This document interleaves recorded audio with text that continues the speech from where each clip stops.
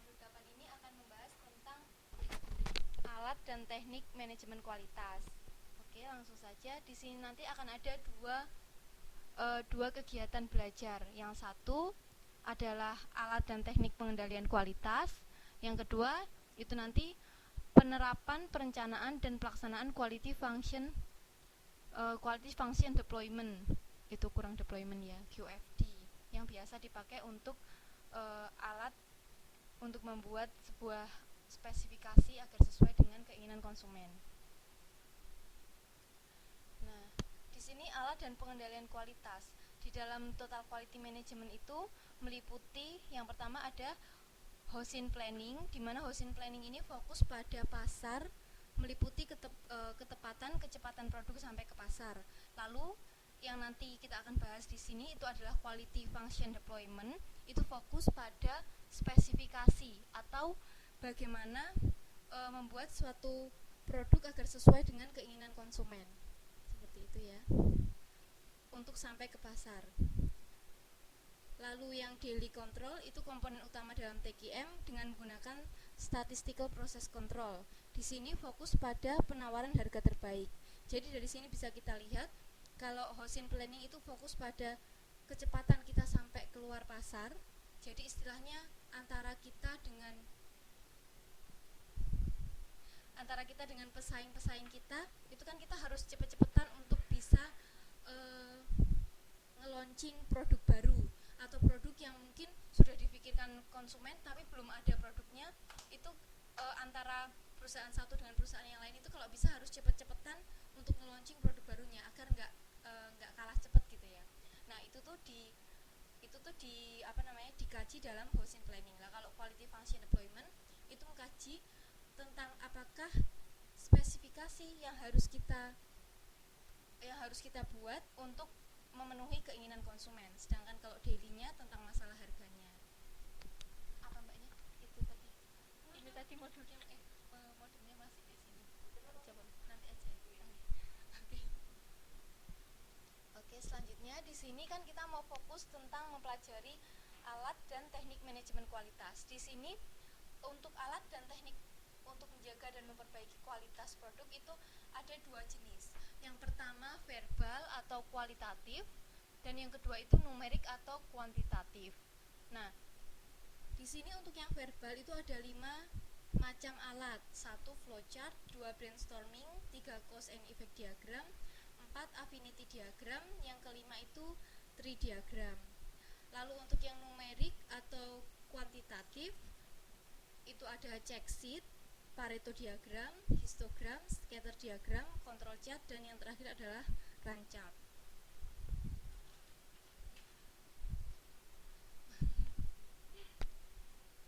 Oke, kalau kita di sini nanti akan membahas satu-satu dari alat dan teknik untuk menjaga dan memperbaiki kualitas ini ya. Kita mulai dari yang pertama, yaitu yang di sini itu adalah alat yang bersifat kualitatif, yaitu flowchart. Nah, di sini flowchart itu menunjukkan sebuah aliran proses. Aliran proses ya dari awal sampai terakhir. Oke ya. Nah, di sini ini ada beberapa simbol-simbol gitu ya. Kalau misalnya kita pakai simbol lingkaran itu menunjukkan awal dan akhirnya sebuah proses, mulai dan selesai. Lalu kalau kita kasih simbol kotak itu menunjukkan sebuah kegiatan yang kita lakukan. Iya. Nah, ada teorinya. Ada juga simbol yang segi miring, itu juga menunjukkan sebuah kegiatan, tapi kegiatan umumnya pakai kotak. Kotak kegiatan halaman sebentar.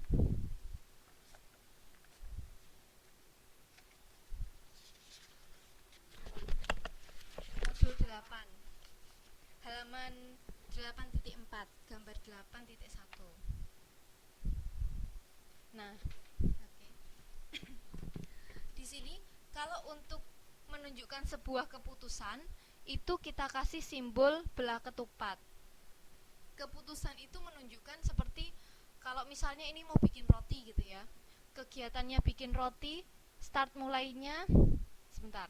Mungkin menyiapkan menyiapkan bahan-bahan, lalu habis itu mencampur adukkan bahan-bahan di kegiatan dua, membuat adonan. Terus yang ketiga setelahnya, kalau misalnya adonannya kurang apa atau kurang apa, misalnya sudah apakah adonannya.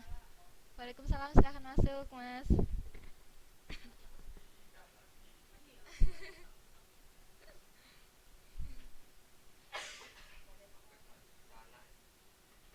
Masih salah tempat. Oh enggak, tapi oh enggak. Oke, kita lanjutkan. Lalu keputusan, contohnya misalnya tadi kita udah mulai nih ya, apakah sudah kalis atau belum, itu kan masuk keputusan. Sudah sudah sesuai dengan standar pengulenan gitu ya. Misalnya belum kalis, oke, misalnya belum kalis, kita ulangi lagi proses untuk nguleni. Nah, tapi kalau misalnya misalnya udah kalis di sini ya, oke sudah kalis, maka kita langsung selesai. Misalnya selesai, atau di sini ada proses lagi. Kalau misalnya ada proses lagi, masukin ke oven, berarti ini dikasih gambar kotak lagi di sini, terus masukkan ke oven. Setelah itu dari oven itu kan kita bisa cek lagi udah matang atau belum. Itu kan keputusan kan, sudah matang atau belum, itu nanti di sini setelahnya kotak memasukkan ke dalam oven, itu lagi ada kotak apakah sudah matang atau belum. Kalau misalnya sudah matang berarti selesai, ya dikeluarkan. Kalau misalnya belum matang, ya udah diulangin lagi, seperti itu. Oke. Nah, itu flowchart. Di sini flowchart itu berfungsi untuk menunjukkan sebuah aliran proses, sehingga kita tahu tahapan-tahapannya proses itu seperti apa.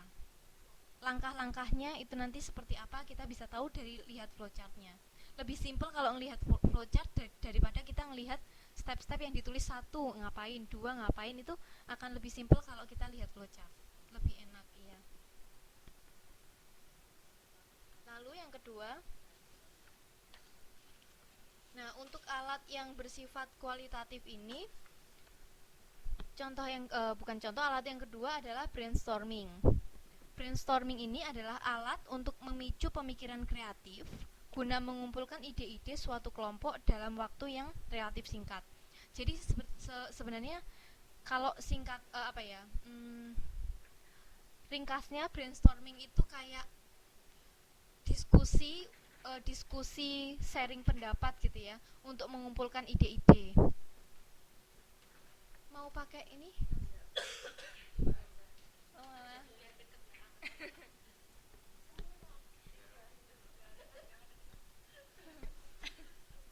nah, di sini jadi brainstorming itu misalnya teman-teman bersama-sama, terus habis itu ada sebuah permasalahan, di situ diskusi. Kalau misalnya ada masalah seperti ini, gimana menurut kamu pendapatnya, apa yang harus kita lakukan untuk menyelesaikan masalah ini, kalau menurut kamu gimana. Nah, itu nanti lalu dirembukkan jadi satu, terus nanti diambil keputusan bersama-sama. Jadi kayak, ya bisa dibilang kayak musyawarah mufakat gitu ya kalau brainstorming itu.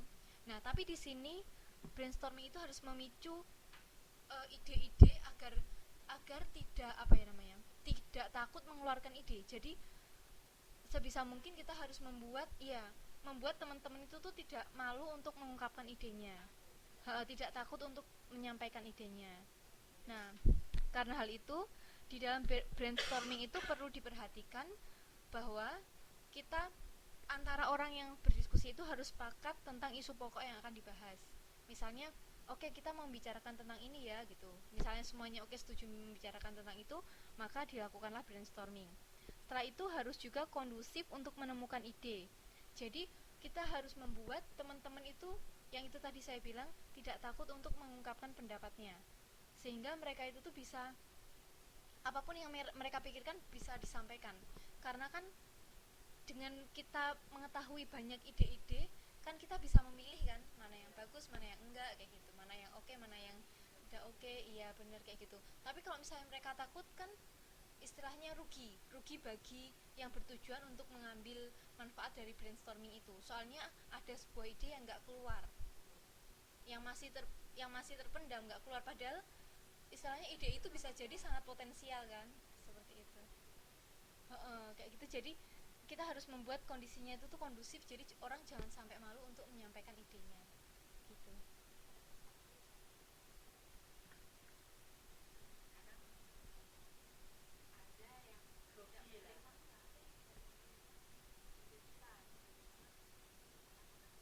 Oh iya, nah di situ tuh makanya mungkin kalau bagi yang di sini kan mungkin pasti ada pemimpin rapatnya gitu ya, itu tuh harus harus membuat agar teman-teman apa anggota-anggotanya itu tuh tidak merasakan hal yang seperti itu, sehingga mereka akan merasa bebas untuk mengemukakan pendapatnya. Karena yang dibutuhkan adalah pendapat-pendapat dari mereka itu. Jadi sebisa mungkin hal-hal yang bisa menghambat pendapat mereka untuk keluar itu tuh dihilangkan. Nah, itu yang dinamakan kita harus memperhatikan membangun suasana yang kondusif untuk menemukan ide-ide dari teman-teman yang menyampaikan ide-ide tersebut.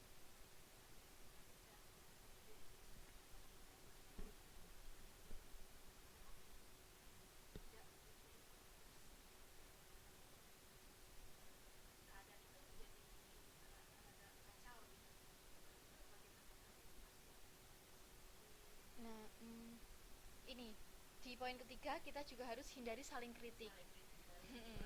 Jadi istilahnya di situ kan kita yang kita lakukan bukan saling menjatuhkan, tetapi yang kita lakukan adalah menemukan sesuatu yang terbaik untuk masalah yang sedang dihadapi. Jadi kan kadang memang sifat orang ya, kadang merasa ini loh ideku tuh paling bener. Jadi rasanya kayak iya kayak ngontot gitu kan. Nah, karena iya kawat gitu. Nah, ini istilahnya misalnya kita lihat sangat kompleks karena kita tuh harus membangun suatu kondisi yang biar kita tuh merasa sama-sama memiliki masalah itu, dan dalam arti juga open mind terhadap pendapat orang lain gitu. Jadi kita hindari saling kritik. Nah, lalu untuk prosedurnya secara prakteknya kita catat setiap ide yang disampaikan, lalu membuat rangkuman ide-ide yang dikemukakan untuk dicari penyelesaiannya. Jadi kesepakatan bersamanya itu seperti apa gitu. Oh iya, kemarin kemarin sudah yang belum tuh yang terakhir ya, yang terakhir aja ya. Oke. Oh yang semalam, oke. Yang semalam itu video dan juga slide-nya belum. Iya nanti slide-nya semua saya share kok. Oh enje. Iya nggak apa-apa, nanti ada saya punya tugas.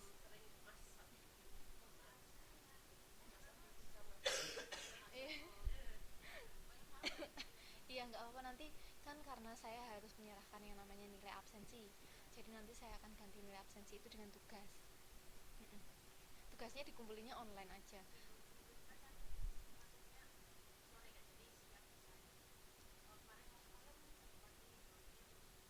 Oh, capek nggih. Iya.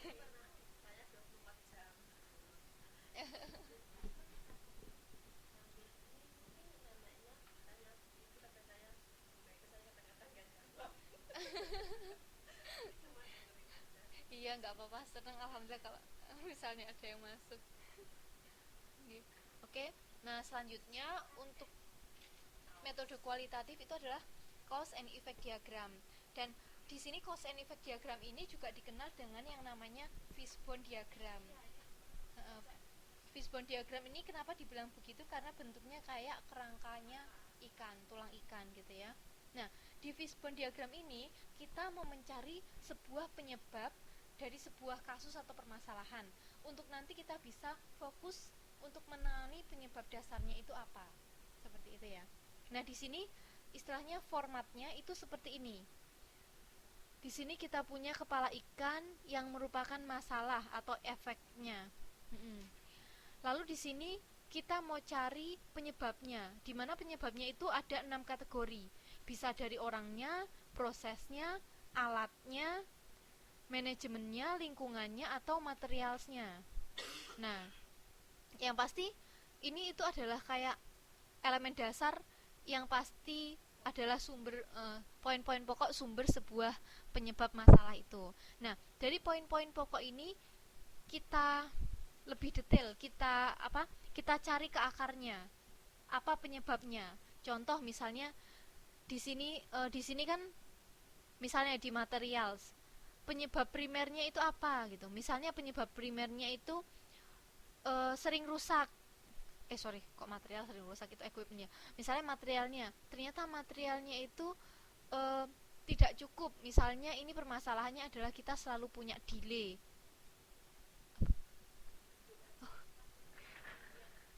Terima kasih. Misalnya material ini, kita misalnya punya masalah itu delay kita, iya masalahnya misalnya kayak delay itu disebabkan mungkin oleh materialnya itu karena apa, karena materialnya kurang cukup itu karena apa, kok bisa kurang cukup gitu. Terus misalnya karena kita nggak punya komunikasi bagus dengan supplier, berarti artinya oke, selesaikan komunikasi dengan supplier, seperti itu. Jadi misalnya kita dapat ya, misalnya kita tahu masalahnya itu karena orang, kenapa orangnya gitu, itu masuk ke dalam primary cause.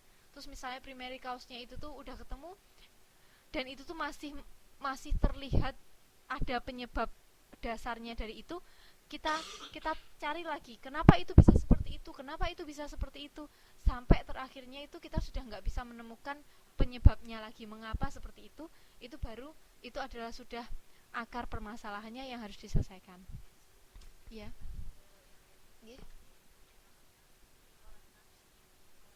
Ya.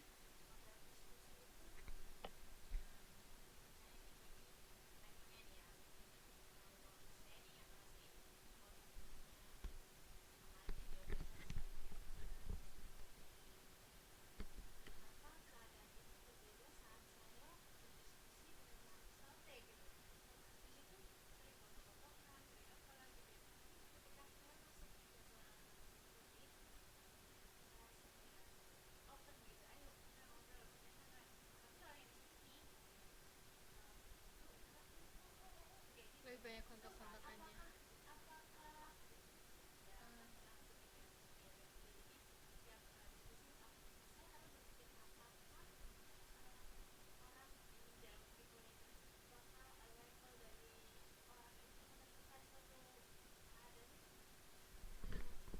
Mungkin mungkin tentang masalah kepentingannya berbeda, karena kadang kalau diskusinya itu adalah untuk dia memenangkan pendapatnya, otomatis bakal gontok-gontokan. Tapi kalau diskusinya itu memang niatnya adalah dia ingin mendapatkan inputan dari pendapat dari yang lain-lain, pasti dia akan diam untuk terima kira-kira pendapat yang lain-lain itu apa gitu. Terkadang itu yang membuat adanya cekcok di dalam sebuah diskusi untuk personilnya. Jadi tergantung masing-masing individunya itu sebenarnya di situ dia benar bagaimana istilahnya apa ya, kayak tujuan dia dalam membuat dalam diskusi itu sebenarnya apa, ingin menyampaikan pendapatnya yang dia rasa benar, atau ya betul. Kalau misalnya berhubungan sama orang sih seringnya seperti itu, karena orang kan lebih ke subjektif ya, makanya agak susah karena kadang beda-beda tiap masing-masingnya.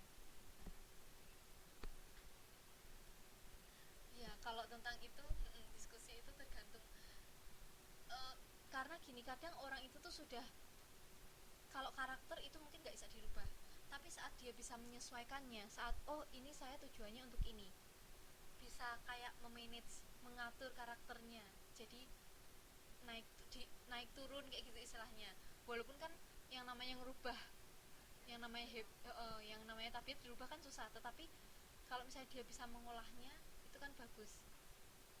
Mengolah dalam arti dia bisa menyesuaikan, saat kondisinya memang harus di sini gitu, maka dia harus istilahnya kayak ngalah untuk tidak gontok-gontokan gitu.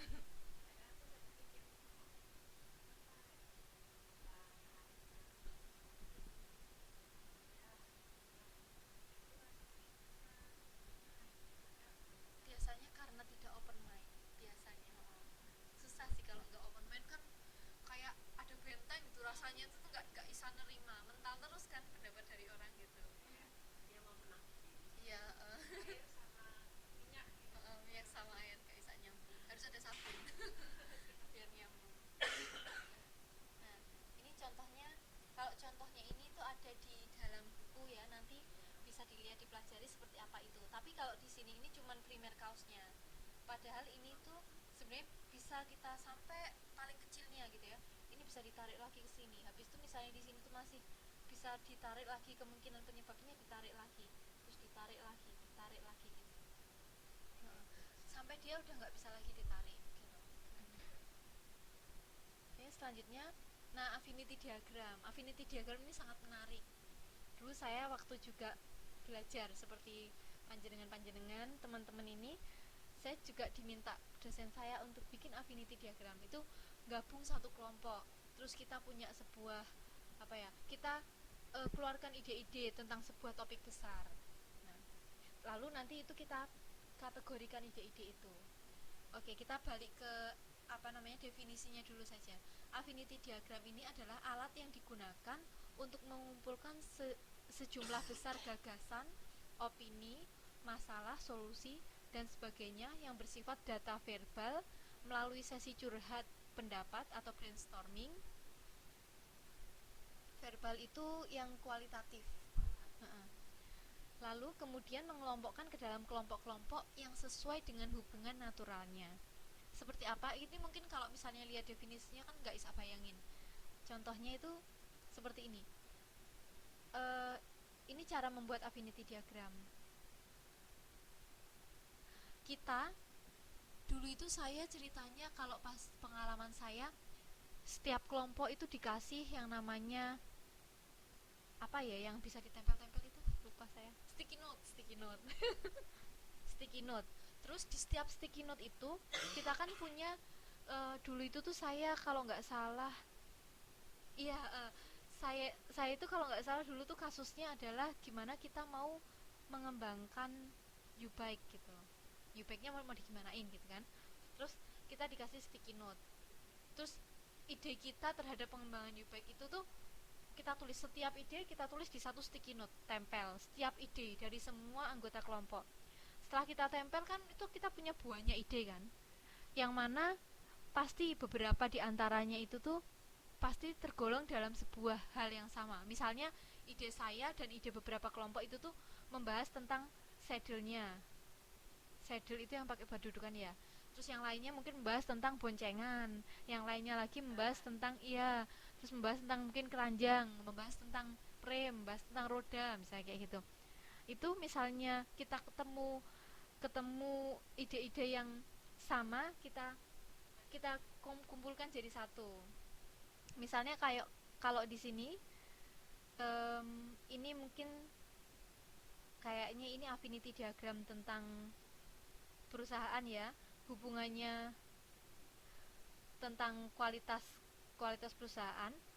Di sini setelah kita kelompokkan ini ada pengelompokan yang jadi kategorinya kualitas, terus kategorinya tentang pelayanan, terus pengiriman, terus harga.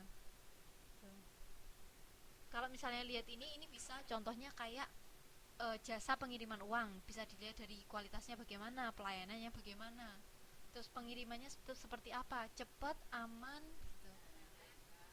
Legal, ilegal. Oh iya. Atau lama, terus harganya gimana, terus mungkin juga ada oh iya, ada diskon, mungkin ada promo gitu. Oh iya, kalau misalnya member gitu ya. Nah itu terus jadi setelah kita kalau di sini kan kita bebas, semua ide disampaikan. Terus habis itu setelah semua ide selesai dikeluarkan, kita kumpulkan ide-ide itu menjadi kategori-kategorinya ini, gitu ya. Oke. Contohnya sama seperti yang ada di buku. Di sini ini jasa pendidikan ya. Ya, jasa pendidikan yang mana di situ kita diminta misalnya untuk menilai atau untuk keinginan kita terhadap jasa pendidikan itu tuh yang seperti apa. Terus ide-ide itu keluar, lalu setelah itu kita kelompok-kelompokkan. Di sini ada yang masuk di kelompok ekonomi, yang isinya adalah idenya biaya SPP-nya murah. Terus kelompoknya jasa atau pelayanannya, isinya adalah pelayanan di perpustakaan, adanya pelayanan di perpustakaan, pelayanan di seluruh staf, lalu waktu pelayanan yang lebih lama. Terus hasil yang diperoleh, Misalnya kalau misalnya kita kita itu mau sekolah ke sebuah universitas atau perguruan tinggi, apa sih sebenarnya yang mau kita dapatkan, itu masuk ke dalam hasil yang diperoleh. Kita pengen informasi dan pengetahuan yang bervariasi tentang pendidikannya, lalu IP yang baik, lalu mendapatkan pekerjaan. Nah, ini adalah ide-ide yang keluar yang tadi dikelompokkan menjadi sebuah kategori hasil yang diperoleh. Nah, ini contoh eh, contoh jadinya dari affinity diagram, yang mana ini semua tadi itu prosesnya kita keluarkan. Waalaikumsalam, silahkan masuk.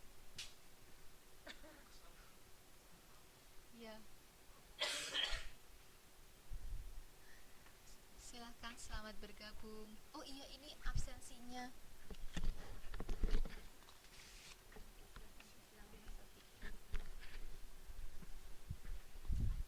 Oke. Lalu tenangkan dulu. Oke. Lalu selanjutnya yang di bagian verbal ada yang namanya tree diagram atau diagram pohon. Kalau diagram pohon ini itu menghubungkan tujuan yang harus ditempuh dengan tugas-tugas yang harus dilaksanakan. Jadi kalau fishbone tadi itu kan kita melihat penyebab dari sebuah masalah. Kalau tree diagram itu fokusnya pada kita pengen dapat hal ini, terus apa yang harus kita lakukan untuk mendapatkan hal ini gitu. Jadi itu tuh misalnya kita pengen, di sini contohnya mungkin ini nggak ada di dalam buku ya, saya ambil dari, iya. Contoh yang kita inginkan adalah kita ingin meningkatkan rasio ekonomi atau arus kas. Apa yang harus kita lakukan untuk bisa mendapatkan tujuan ini? Yang harus kita lakukan adalah meningkatkan pendapatan dan mengurangi biaya. Terus dari sini ini mengurangi biaya pengeluaran. Nah, dari sini yang kita tanyakan lagi, gimana caranya untuk meningkatkan pendapatan? Ini dan ini di sini. Nah, terus yang untuk mengurangi biaya, apa yang kita bisa lakukan untuk mengurangi biaya? Ada mengurangi biaya kesesuaian, mengurangi biaya ketidaksesuaian. Nah, kalau tadi kita flashback lagi di fishbone diagram, kalau di fishbone diagram kan pertanyaannya kenapa ini bisa terjadi? Kenapa ini kok bisa seperti ini? Nah, kalau ini apa yang bisa dilakukan untuk mendapatkan ini? Apa yang bisa dilakukan untuk mendapatkan ini? Gitu. Saat sudah jadi terakhirnya, udah kita berhenti. Istilahnya kita mencari detail paling rinci dari apa yang harus kita lakukan. Gitu.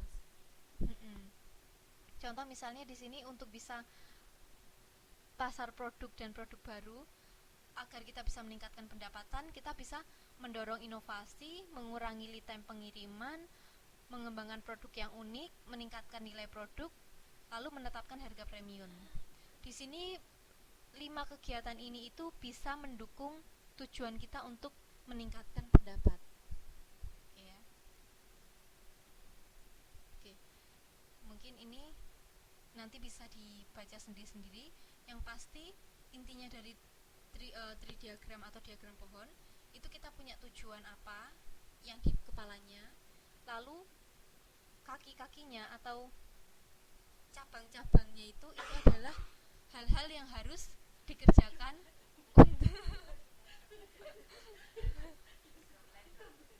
seperti apa, Mbak? Oh iya. Nah, itu juga bisa, Mbak. Kita bisa kasih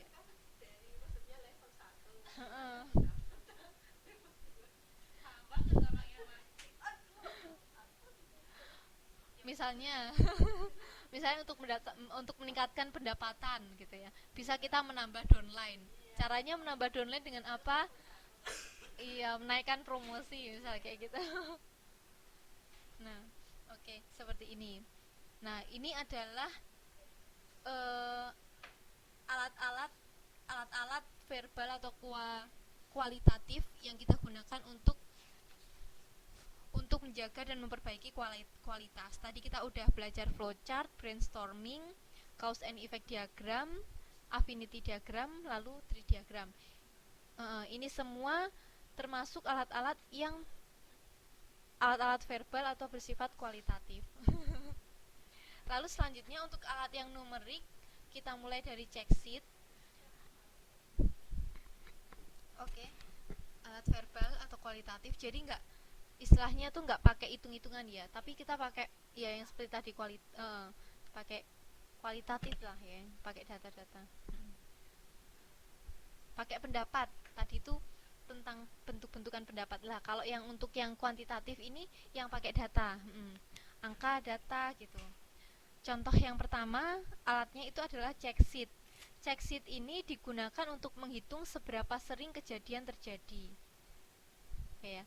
Check sheet ini bisa dalam bentuk seperti ini ya, bar atau centang-centang begini. Ini tally sheet, ini check sheet. Tapi dua-duanya ini tuh sama. Fungsinya untuk menghitung seberapa sering suatu kejadian itu terjadi. Tidak ada perbedaannya, cuma cara memprosesnya aja.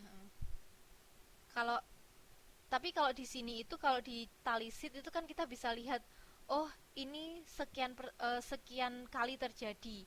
Kalau ini kan kalau check sheet hanya menunjukkan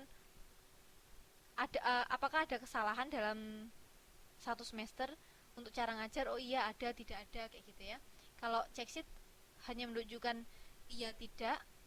Kalau tally sheet itu kita bisa menunjukkan secara detailnya.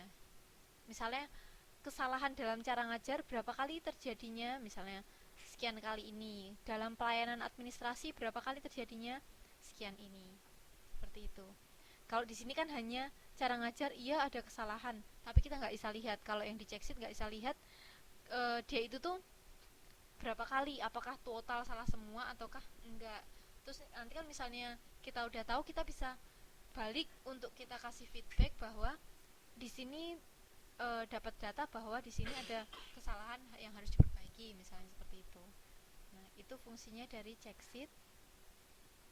Nah, lalu yang kedua adalah Pareto diagram.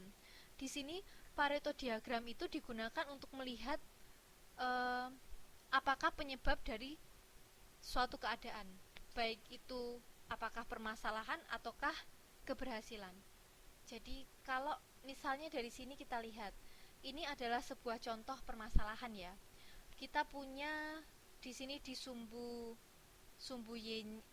y-nya ini adalah jumlah cacat yang terjadi. Sumbu x-nya ini adalah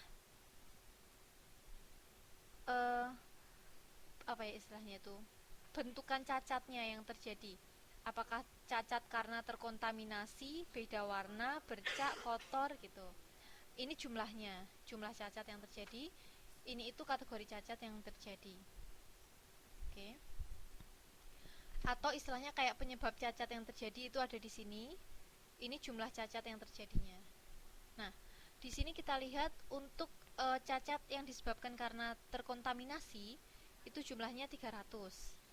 Kalau yang beda warna 200, bercak 300, kotor ini urut ya sampai yang lain-lain itu yang tidak bisa dikategorikan ada 4. Dari sini kita bisa lihat persentase jumlah terjadinya cacat karena terkontaminasi itu berapa? 37,6. Karena beda warna 27,8, sampai terakhirnya yang karena other itu 0,5. Nah, dari sini kalau secara kumulatif atau dijumlahkan, kita bisa lihat kalau hanya karena terkontaminasi itu 37,6. Kalau karena terkontaminasi dengan beda warna itu 65,4.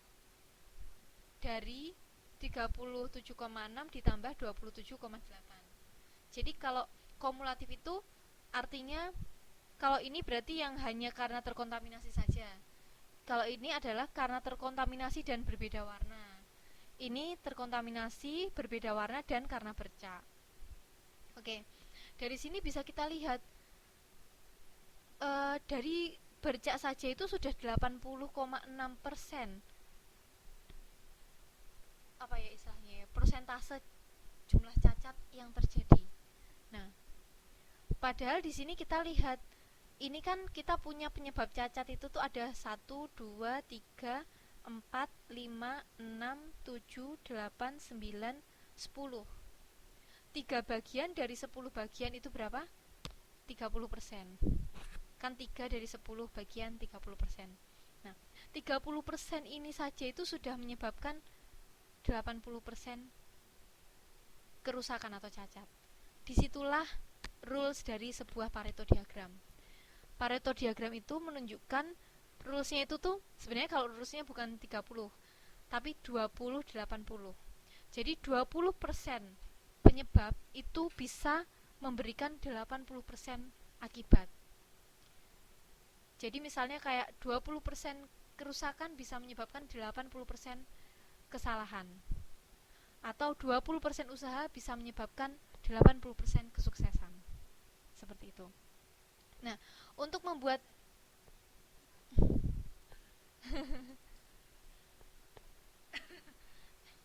Oke, untuk Pareto diagram ini cara membuatnya kita harus taruh yang memiliki apa namanya? Yang memiliki jumlah paling besar itu di sebelah kiri ya. Jadi harus memang dibuat paling tinggi itu ada di sebelah kiri, lalu rendah tinggi kedua di sebelah kanannya, nomor 2, tinggi ketiga di nomor 3 sampai terakhir kecil. Jadi harus dibuat yang paling besar itu di sebelah kiri. Untuk Pareto harus dibuat gitu. Karena kita mau melihat kumulatifnya. Karena kalau tidak di seperti itu, nanti kumulatifnya nggak tahu nanti jadi gimana kan urutannya. Soalnya kan ini melihat dari penyebab paling besar terhadap timbulnya jumlah cacat. Jadi dari sini kita bisa lihat kalau 80% cacat itu tuh sebenarnya tidak disebabkan oleh banyak hal, tetapi disebabkan oleh 3, bukan bercak saja tapi 3. Ini kan 80 ini karena 3 kan, terkontaminasi, beda warna dan bercak. Jadi kalau misalnya kita pengen menghilangkan 80% cacat itu, caranya gimana? Selesaikan 3. Benar. Selesaikan 3 penyebab ini dulu saja. Iya, terkontaminasi, beda warna, jadi bercak, terus bercak. Nah, jadi dari Pareto ini kita bisa tahu penyebab dasar untuk 80% cacat atau kerusakan itu sebenarnya apa. Yang mana tujuannya kita dari untuk mengetahui itu semua adalah kita bisa benar menangani masalah yang terjadi. Contoh misalnya kayak gini. Ini kan kita harus nyelesain masalah terkontaminasi, beda warna sama bercak. Nah, kalau kita nggak ngeceknya di Pareto, kan kita bisa nggak tahu kalau yang harus kita selesaikan adalah ketiga hal ini kan. Kita bisa menyelesaikan yang lainnya, bisa menyelesaikan kotor, tanda air, flash, berbintik, tapi hasilnya pasti kita nggak akan bisa mengurangi 80% cacat, tapi hanya berapa ini? Misalnya cuman kotor, tanda air sama flash aja 94,2 dikurangi 86 kan cuma sekitar 10% yang bisa ngefek ke pengurangan jumlah cacat, ya kan? Nah, dari situ kita butuh yang namanya Pareto diagram ini untuk mengetahui apa yang harus kita selesaikan terlebih dahulu dari sebagian besar kerusakan yang terjadi. Oke ya. Jadi ini, prinsip Pareto itu adalah 80-20. 80 usaha akan menghasilkan 80% dari hasil. Oh iya, sorry. 20% usaha akan memberikan 80% pada hasil. Terima kasih, Mbak. Mungkin biar melek dan gak ngantuk. Iya. Alhamdulillah. Ini kenapa saya nggak bilang ini adalah penyebab lalu ini kerusakan dan ini adalah apa namanya ya, usaha terus ini kesuksesan, tapi saya bilangnya adalah effort sama result karena di sini kalau misalnya effortnya itu adalah usaha apa ya istilahnya, effortnya itu adalah apa ya, usaha yang positif gitu ya, hasilnya kan keberhasilan. Tapi kalau effortnya di sini adalah penyebab kerusakan atau penyebab kerusakan, hasilnya kan berarti adalah ya negatif atau kerusakan itu sendiri.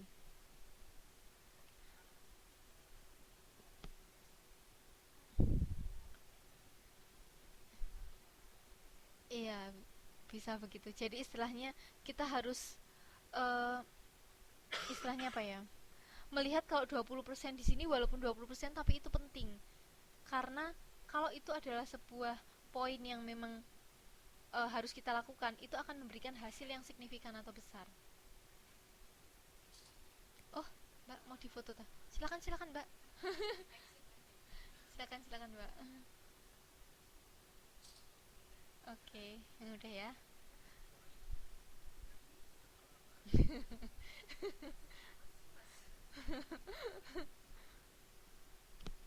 Oke, lalu eh,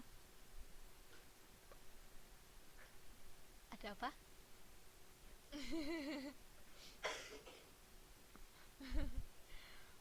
Oke, lalu untuk alat numerik yang ketiga itu adalah histogram. Oh ya teman-teman, mohon maaf saya sempat ini ya, tadi diminta duduk duduk ya, tidak apa-apa ya. Iya, soalnya ini kan ternyata saya baru tahu kalau memang harus direkam untuk teman-teman yang nggak datang. Nah kemarin dan kebetulan karena ini kalau misalnya nggak pakai mikrofon begini, mikrofonnya laptopnya rusak, jadinya harus begini dan takutnya kalau misalnya saya kemana-mana nanti nggak masuk suaranya. Gitu. Oke. Nah, oke kita kembali lagi untuk alat yang ketiga, yang alat numerik itu adalah histogram. Nah, histogram sama Pareto kayaknya bentuknya sama ya. Nah, tapi di sini ada bedanya. Kalau Pareto tadi seperti yang saya bilang, cara bikinnya yang paling kiri itu adalah yang memiliki eh, apa ya? Yang paling kiri itu yang paling tinggi. Semakin ke kanan semakin rendah. Memang harus dibuat seperti itu. Yang paling tinggi ditaruh di sebelah kiri. Itu Pareto. Tapi kalau histogram enggak. Histogram itu ya dibuat itu sesuai dengan apa namanya? Sesuai dengan datanya. Misalnya di sini ini adalah yang X-nya adalah data berat badan, Y-nya adalah frekuensi. Frekuensi ini menunjukkan berapa jumlahnya yang memiliki berat badan sekian ini gitu ya. Jadi kita punya populasi lalu kita mau cek berat badannya berapa. Berapa saja dari populasi itu. Nah, di sini kan berat badan ya otomatis urut ya dari 0 sampai 12 sampai 67. Nggak akan dari 0 terus habis itu nanti 32 terus habis itu nanti 27 kan ya aneh gitu. Nah, oleh karena itu di sini kita tidak urutkan yang paling kecil yang paling tinggi di sebelah kiri, tidak seperti itu kalau untuk histogram. Kalau histogram ya dibuat aja seperti datanya yang ada. Kenapa? Karena histogram ini fungsinya adalah untuk kita bisa melihat distribusi datanya itu seperti apa. Kalau seperti ini berarti dia garis ini yang saya buat garis titik menghubungkan titik-titik ini menunjukkan bahwa polanya dia itu terdistribusi seperti ini. Dimana kalau teman-teman sudah belajar bagian distribusi, itu kan ada macam-macam distribusi. Ada distribusi normal, distribusi eksponensial, beta. Itu bentuknya kan macam-macam. Bentuk kurvanya macam-macam. Nah, untuk bisa mengetahui sebuah data itu dia tergolong berdistribusi apa atau dia masuk ke distribusi apa, kita bisa pakai histogram ini untuk melihatnya. Lalu nanti kita bikin kita tarik kurvanya untuk melihat, oh dia itu lebih dekat ke distribusi apa. Oke.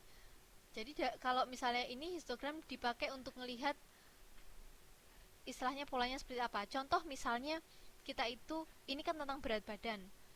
Dari survei kita ke populasi pasar kita gitu ya. Pasar kita dapatkan bahwa mereka itu tuh paling banyak punya berat badan 32. Oke, jadi misalnya kita tuh mau bikin baju atau apa, kan pastinya kita buat sesuai dengan ukuran yang paling banyak ini kan, 32. Lalu nanti ke kanan ke kirinya toleransi tergantung dia berdistribusi apa, sehingga kita bisa tahu jumlah yang harus kita bedakan ukurannya itu tuh seberapa banyak gitu. Kan nggak mungkin sama banyak, soalnya kan dia berbeda juga jumlahnya antara yang punya berat badan 32 sama 27 ataupun 37. Kalau kita buatnya sama, otomatis beberapanya pasti akan terbuang kan. Nah, seperti itu. Itu bisa dipakai dengan histogram ini. Nah, lalu yang selanjutnya adalah scatter diagram. Scatter diagram ini dipakai untuk melihat hubungan antara dua variabel, yang mana kita biasanya pakai kan X sama Y. Nah, di sini itu ada banyak macamnya ya. Macam dari hubungannya itu. Hubungan antara dua variabelnya. Kalau seperti ini, hubungannya baik-baik saja. Kalau seperti ini kan kita bisa tarik garis lurus dengan mudahnya ya. Artinya kalau seperti ini, itu antara X sama Y itu memiliki korelasi yang positif. Tetapi istilahnya yang kuat gitu ya. High positive correlation itu adalah memiliki korelasi positif yang kuat. Strong positive correlation. Tapi kalau dia nyebar, tetapi kita bisa lihat bahwa dia itu tuh garisnya itu tuh bergerak ke atas, masih bisa lah ya ditarik bergerak ke atas. Tapi kalau ada beberapa yang nyebar, itu bisa kita bilang low positive correlation. Maksudnya misalnya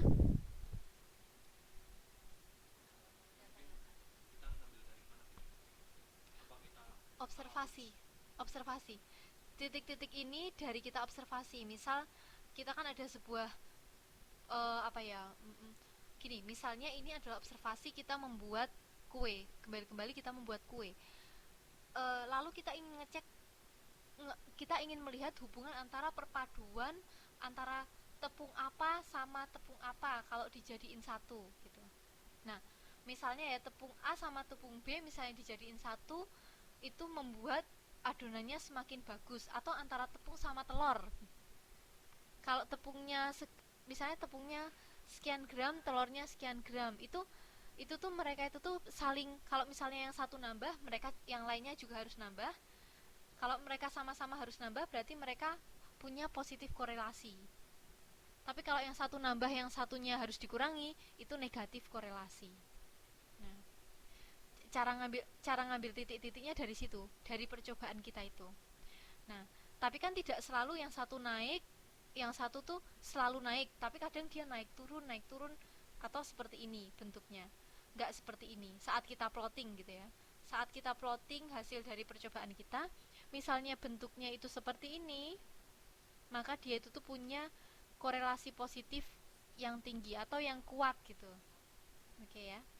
Kalau yang ini kan ada beberapa yang agak nggak konsisten nih, agak nyebar gitu kan. Tetapi tetap kita bisa tarik garis, itu tuh garis lurus ke atas. Atau tetap kita bisa tarik garis kayak gini, seret gitu ya. Nah, itu artinya dia tuh punya tetap positif korelasi tetapi low gitu. Ya, tidak terlalu kuat karena kadang dia kurang konsisten. Kalau yang negatif korelasi ya kebalikannya ini, saat arahnya ke bawah. Kalau arahnya ke atas positif korelasi. Kalau ke bawah kan artinya kalau satu ditambah, yang satunya lagi harus dikurangi gitu. Nah, kalau dia seperti ini, artinya dia tidak ada korelasi, jadi nggak ada hubungannya. Misalnya apa yang tidak ada hubungannya itu? Kalau dari bikin roti, misalnya bikin roti yang tidak ada hubungannya tuh antara atau mungkin tepung sama alat yang dipakai untuk ngulen. Alat yang dipakai untuk ngulen ini kan mungkin bisa jadi pakai mixer atau pakai itu kan nggak terlalu masalah, ya kan? Nah, iya, misalnya it's okay pakai apa aja. Artinya untuk nguleni adonan roti itu bisa, itu antara menggunakan alat otomatis atau menggunakan alat yang manual, itu nggak saling berhubungan. Karena kalau toh misalnya kita pakai alat yang otomatis atau alat manual, hasilnya tetap sama aja gitu. Jadinya istilahnya ya tidak saling berhubungan, bisa seperti itu. Atau bisa juga contoh-contoh lain. Intinya antara dua variabel itu tidak saling berhubungan. Atau misalnya juga tentang ya itu masih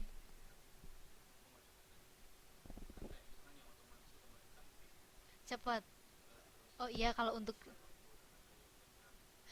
mungkin kalau misalnya poin yang mau kita bandingkan adalah alat dengan waktu, mungkin dia punya punya hubungan yang positif. Tapi kalau alat itu dengan hasilnya, kan hasilnya tetap sama aja. Hasilnya tetap tetap jadi bisa kalis atau enggak kalis gitu. Hmm, iya, tergantung dua variabel itu. Atau misalnya apa ya yang sangat-sangat tidak tidak punya korelasi itu. Mm, mm, mm, mm, mm, mm.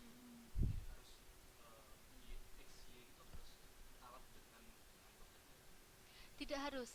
XY-nya itu bisa terserah apa saja yang ingin yang mau dievaluasi untuk dilihat hubungan keduanya. Misalnya antara antara umur dengan eh, potensi untuk potensi untuk kena diabetes gitu.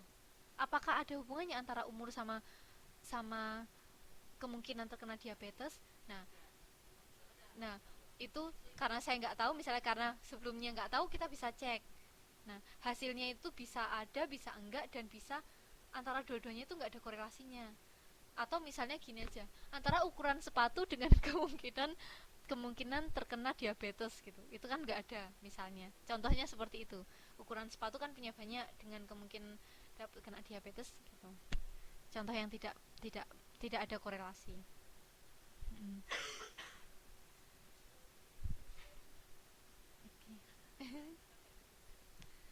Oke, kita masuk ke selanjutnya adalah control chart. Control chart ini fungsinya untuk melihat kondisi proses, apakah dia masih masih tergolong under control atau tidak. Jadi control chart itu akan terdiri dari tiga garis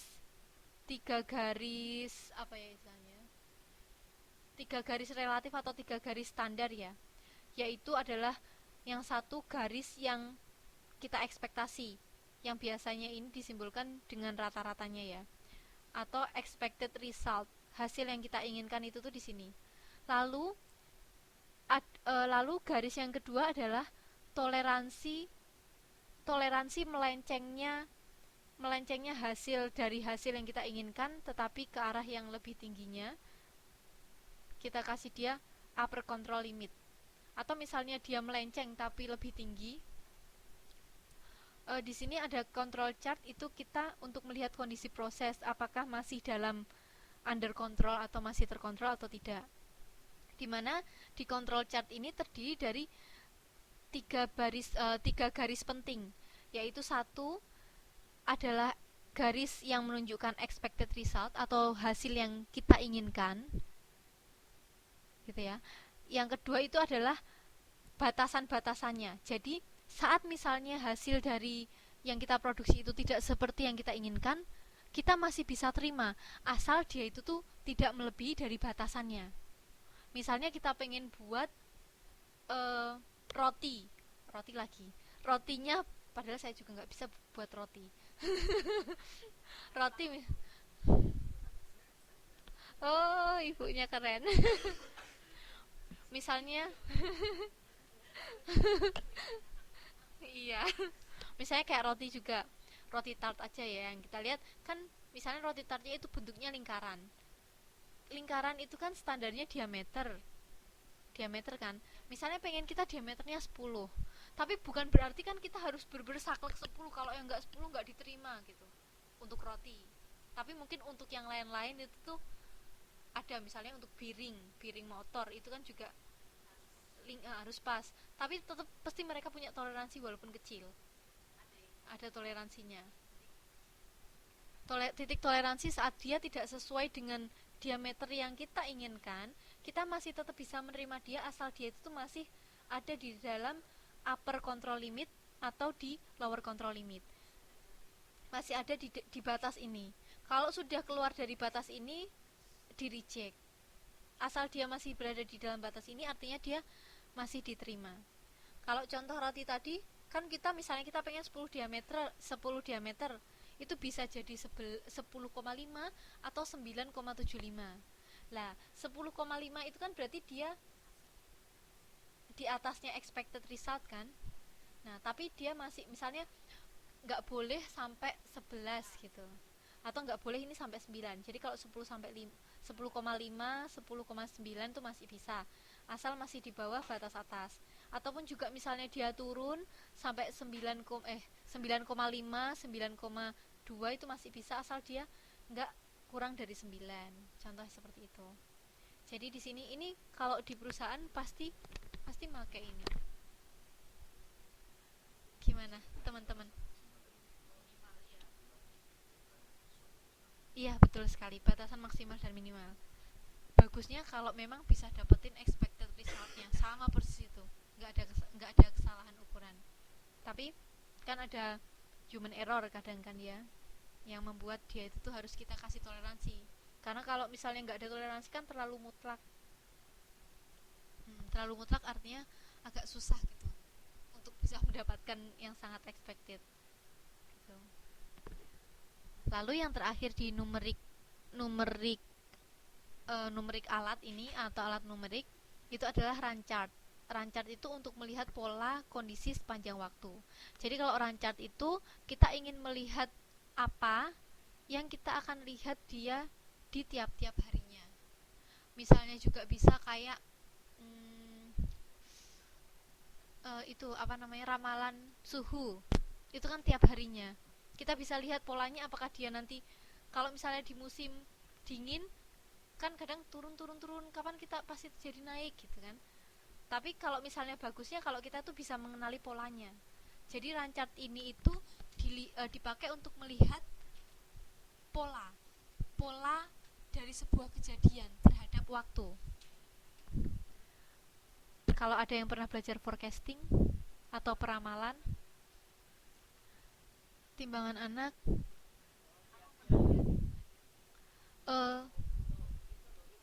imunisasi.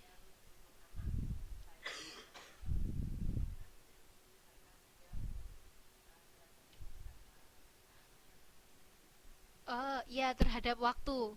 Ya untuk melihat.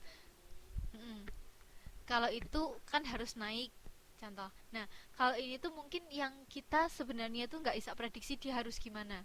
Contoh misalnya apa ya, kayak misalnya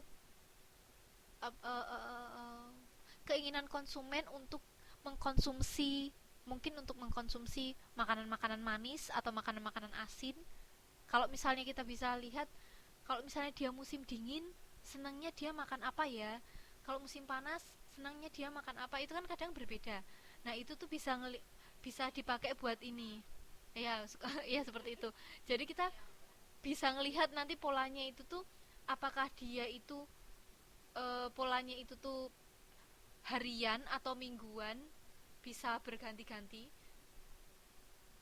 atau dia itu tuh sama aja, dalam arti kapanpun itu tuh akan konstan, sama aja atau konstan, tidak berubah-ubah gitu. Misalnya kayak gini, kalau misalnya pas lagi musim dingin senangnya makan sambel, pas lagi musim panas pastinya kan tambah panas tuh, pasti nggak seneng makan sambel tapi senengnya yang es misalnya, seger-seger kayak gitu.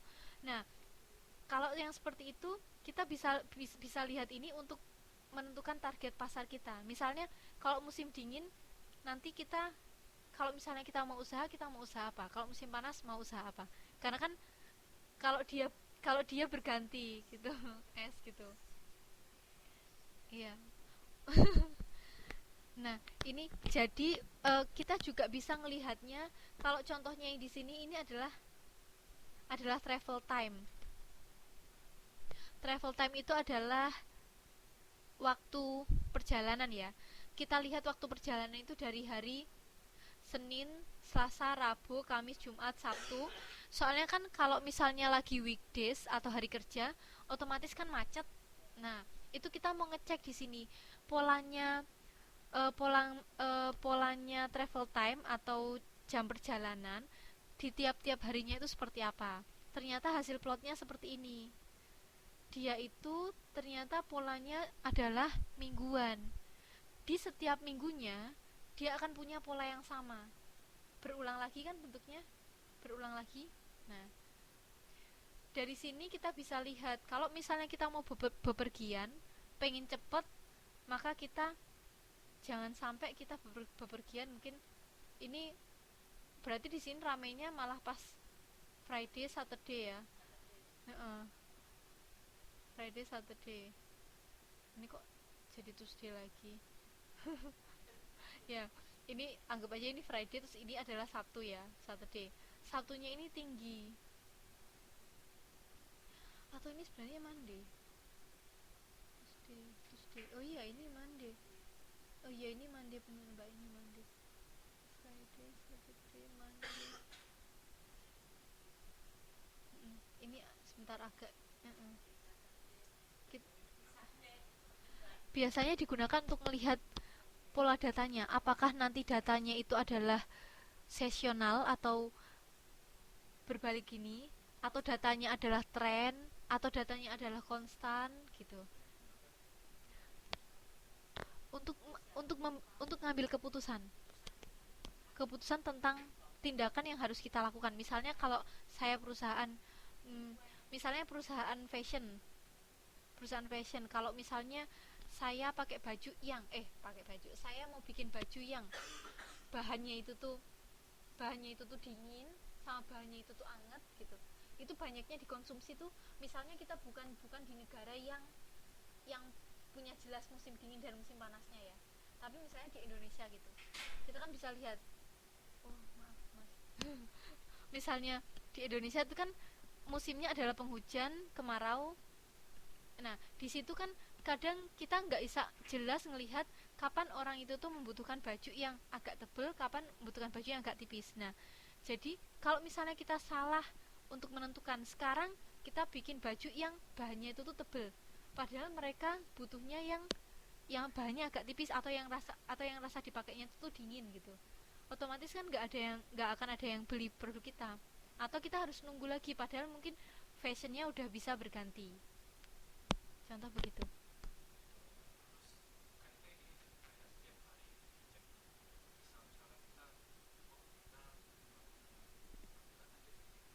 Bisa. Ini sepanjang waktu adalah satuan unitnya itu bisa harian, bisa mingguan, bisa bulanan gitu. Bisa tahunan. Kalau tahunan itu kita bisa yang nanti kita bilang datanya itu sesional. Kalau ada yang pernah dengar ada data sesional, data siklus gitu, siklik, atau data tren. Oh belum pernah ya. Kan ada data itu tuh polanya bisa tren. Tren itu bisa tadi yang korelasi positif, atau tren naik dan tren turun, atau siklik. Siklik itu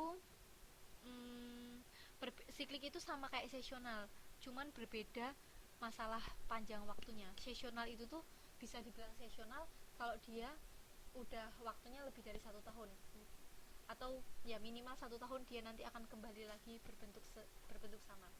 Misalnya kan ini berbentuk sama nih, kalau berbentuk sama belum sampai 1 tahun kita nggak bisa bilang ini sesional, ini berarti sikliknya adalah weekly atau mingguan, seperti itu.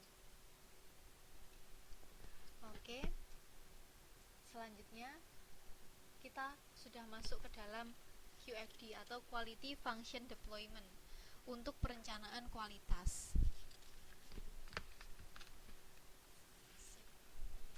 Nah, QFD ini adalah teknik yang digunakan untuk merancang mutu, yang mana teknik ini biasa digunakan di berbagai perusahaan manufaktur dan jasa untuk merancang produk, proses, sistem dengan memperhatikan suara konsumen atau voice of customer dan kinerja pesaing. Jadi, dasar inputan dari QFD itu adalah voice of customer atau kebutuhan konsumen dan kinerja pesaing. Karena di sini kita akan fokus untuk memenuhi kebutuhan konsumen, yang mana kita tuh juga harus melihat pesaing kita. Jadi kita juga nggak cuman jalan lurus tanpa melihat kanan kiri kita harus lihat pesaing kita udah sampai mana, dan kita harus seperti apa biar kita itu bisa lebih dari mereka dan memenuhi customer need gitu. Teknik QFD itu digunakan dengan mengutamakan satu, pendekatan tim kerja yang terdiri dari berbagai fungsi perusahaan, karena QFD itu eh, integrated ya. Nanti bukan bukan satu bidang aja dalam perusahaan yang nanti akan melaksanakan total QFD-nya ini. Jadi bukan hanya bagian perencanaan aja, tapi nanti bagian desain, bagian produksi juga terlibat dalam QFD ini. Lalu yang kedua, penilaian secara rinci dan terukur penilaian secara rinci dan terukur rancangan mutu yang akan dikembangkan dan diimplementasikan. Jadi harus dinilai tentang rancangan mutu yang akan dikembangkannya itu. Dinilainya ini adalah untuk melihat kita kinerjanya terhadap pesaing itu seperti apa. Lalu yang ketiga itu komitmen semua orang baik di berbagai fungsi perusahaan maupun di bagian level manajemen. Lalu yang keempat itu menekankan pada informasi tuntutan konsumen dan benchmarking kinerja pesaing. Jadi kita tuh melihat apa yang harus kita lakukan, tapi juga kita harus melihat kalau pesaing-pesaing kita tuh udah sampai mana gitu. Ya, dia udah punya seperti apa untuk memenuhi kebutuhan konsumen yang sekarang kita hadapi. Apakah kita mau, misalnya kita mau menginovasi sesuatu dari kita, apakah kita mau seperti pesaing kita atau kita lebihkan sedikit? Itu yang nanti akan ada di QFD ini. Oke. Jadi di sini QFD itu ya nanti akan dipakai di keseluruhan ini, yang mana di situ di dalam QFD itu kita mengambil inputan dari lingkungan yang nanti akan berwujud sebuah kebutuhan dan keinginan konsumen, yang ini nanti akan membantu teman-teman di perusahaan untuk menemukan ide-ide bagaimana cara memenuhi kebutuhan konsumennya. Lalu di situ pun juga harus diperhatikan tentang kebijakan untuk lokal komponen yang istilahnya kemampuan yang mereka miliki sama kebijakan produk dari perusahaan itu sendiri. Lalu setelah punya ide ini akan dikirim ke rancangan produk. Tidak hanya dikirim ke rancangan produk, namun juga akan dikirim idenya itu ke rencana produksi dan juga rencana pemasaran. Rancangan produk ini setelah dia selesai membuat rancangannya, dia akan di sini bekerja sama dengan rencana produksi lalu membuat sebuah produksi. Lalu setelah produksi ini jadi, kan hasilnya produk. Setelah produknya itu keluar, maka rencana pemasaran ini akan ikut bergabung di bagian distribusinya. Setelah distribusi, itu kan artinya produk sudah bisa sampai ke customer atau ke konsumen. Setelah produk nyampe di konsumen, yang kita bisa dapatkan adalah komentar dari konsumen, penilaian dari konsumen terhadap produk kita. Ya, gimana terhadap yang tadi ide yang kita seperti itu. Nah, komentar ini atau istilahnya pendapat dari konsumen ini akan menjadi sebuah umpan balik untuk kita membangun ide lagi tentang kebutuhan konsumen terhadap produk kita itu. Bagi teman-teman yang berpengalaman, mungkin bisa menceritakan pengalamannya tentang ini, kan pasti terjadi kan di perusahaan. Bisa bercerita, monggo Mas Taufik. Kayak gini juga. Ke manajer. Mungkin di manajerial. Langsung apa ya istilahnya? Langsung pengerjaan ya. Oke, seperti itu QFD. Nah, lanjutnya setelah kita punya QFD, kita baru bisa membuat yang namanya host of quality. Host of quality ini ada 6 bagian yang harus kita isi. Bagian pertama itu tentang customer need atau kebutuhan customer. Bagian kedua itu planning matrix, riset pasar atau perencanaan strateginya. Bagian 3 itu technical response. Technical response ini berhubungan dengan customer need. Contohnya misalnya customer need-nya itu pengen, misalnya ini dalam bentuk produk gitu ya. Misalnya HP, customernya itu tuh pengen HP itu bisa dipakai untuk memotret. Maka spesifikasinya technical responnya ini adalah menambahkan kamera dalam HP. Itu dulu berawal dari kan HP awal tuh nggak ada kameranya. Ya jadul-jadul kan nggak ada kameranya. Terus itu muncul kamera pasti karena adanya customer need atau kebutuhan konsumen yang menginginkan mereka itu tuh bisa cuman bawa satu alat tapi juga bisa motret dan juga bisa telepon. Akhirnya perusahaan oh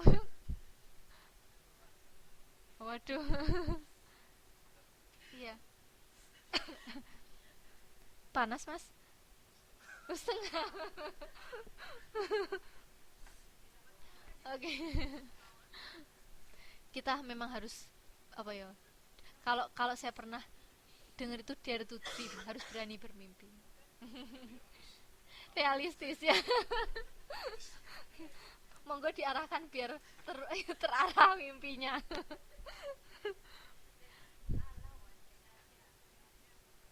enak ya kayak itu Sun Gokong kok Sun Gokong sih eh apa sih yang Sun Gokong tapi yang kartun pada tahu nggak Sun Goku Sun Gokong kartun tahu nggak mas apa itu namanya Dragon Ball ya, itu kan punya yang namanya pil smart smart material kapsul yang dilempar bisa jadi sesuatu itu siapa tahu itu bisa terjadi tolong diarahkan mas oke ya nah ini kita kembali lagi technical response itu untuk memenuhi kebutuhan-kebutuhan konsumen yang ditemukan oleh perusahaan jadi seperti oke akhirnya nanti kita akan memasukkan kamera dalam HP terus nanti misalnya ada lagi kebutuhan bahwa mereka ingin kameranya itu tuh bisa memberikan hasil yang jelas maka kita tambahkan resolusi atau megapikselnya tinggi misalnya seperti itu masuk di technical response ini lalu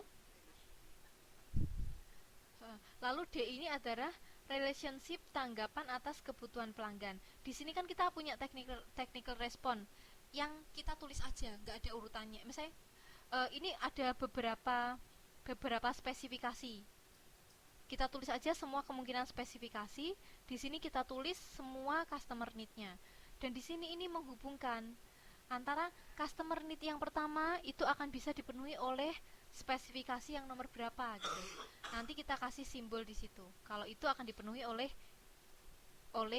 spesifikasi ini gitu. Itu akan ada di bagian D lalu E itu menunjukkan technical correlation technical korelasi itu menunjukkan korelasi antara spesifikasi misalnya spesifikasi A sama B itu punya korelasi yang seperti apa yang tadi kita sudah belajar tentang scatter plot untuk melihat korelasi itu di sini kita bisa lihat korelasi antara spesifikasi A sama B itu apakah dia memiliki korelasi yang positif misalnya satu harus naik yang lainnya juga harus naik itu berarti korelasinya positif kalau yang satu harus dinaikkan yang satu harus diturunkan itu berarti korelasinya negatif itu akan ada di sini E ya lalu yang terakhir adalah technical matrix atau prioritas tanggapan teknis target teknis dan benchmarking dari sini kita itu membandingkan yang kita rencanakan itu diukur dari target kita itu sudah sampai mana yang kita rencanakan kita kan punya target terus kita ngerencanain kayak gini oh sudah sampai target oh misalnya kurang atau misalnya oh kita ini ngelebihin target gitu terus kita juga bandingkan sama pesaing kita apakah terhadap pesaing kita ini di sini tuh misalnya pesaing itu tuh udah sampai memberikan kamera apakah kita misalnya kameranya itu megapikselnya berapa apakah kita mau megapikselnya sama ataukah di bawahnya ataukah di atasnya contoh seperti itu ada di sini nah dari sini semua ini akan kita lihat nanti bagaimanakah produk kita itu berbentuk dari sini nanti kalau ini udah diflorkan ke departemen-departemen tadi ke bagian perencanaan, pemasaran mereka akan tahu oh kita harus bikin produk yang spesifikasinya ini seperti itu kalau untuk technical response of course ini dipakai untuk bagian produksi Tapi kalau untuk yang ini dipakainya untuk bagian manajemen, karena ini kan untuk melihat seberapa sih posisi kita terhadap posisi pesaing-pesaing kita untuk produk kita yang mau kita launch ini, yang mau kita produksi gitu. Oke. Ini tadi penjelasan tentang ABCDE-nya ya. Nanti bisa dibaca lagi untuk lebih jelasnya. Nah, oke. Alhamdulillah. Saya takutnya tadi nggak cepet. Sebentar. Ini teman-teman, mungkin saya kasih yang file yang tadi keliru itu. Di sini saya punya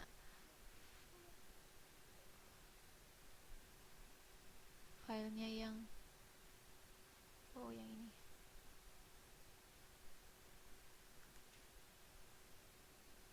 Ya ini masih belum di. Iya. Dapat dari mana? Dari Bubble. Enggak, bikin sendiri.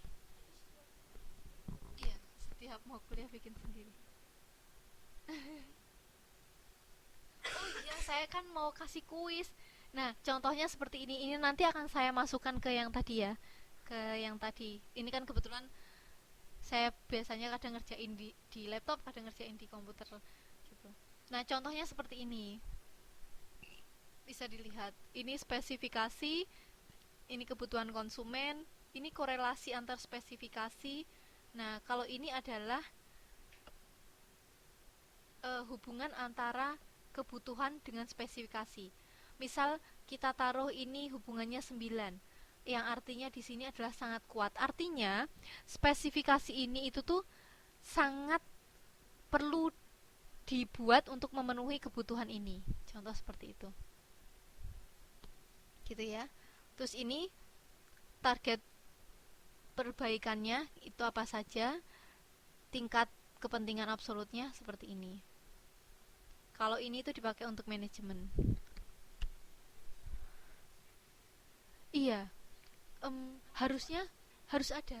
Biasanya dulu waktu saya kunjungan industri itu mereka punya besar gitu, dan kayak di figura terus ditempel. Bukan elektrik. Di papan. Ini kan soalnya ini kan untuk membuat sebuah produk ya. Kalau misalnya produknya nanti berbeda kan lagi. Cuman kita juga tahu sendiri antara produk satu dengan produk setelahnya itu kan punya jangka waktu yang tidak singkat. Jadi memang produk yang berbeda. Jadi tiap kita mau buat produk, kita bikin ini.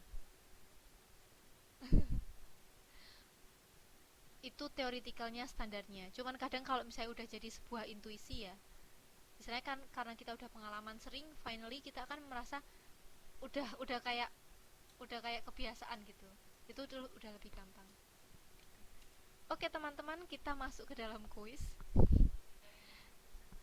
Kuisnya ya, sebentar, kuisnya apa ya? Ini saya juga bingung. Nggak usah just in time ya.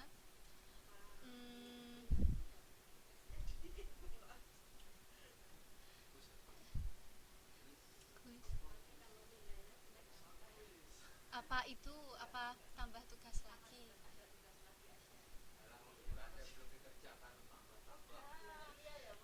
Jadi enak kuis sih, karena kuisnya paling soalnya cuma satu. Ya udah gitu aja ya kuis ya.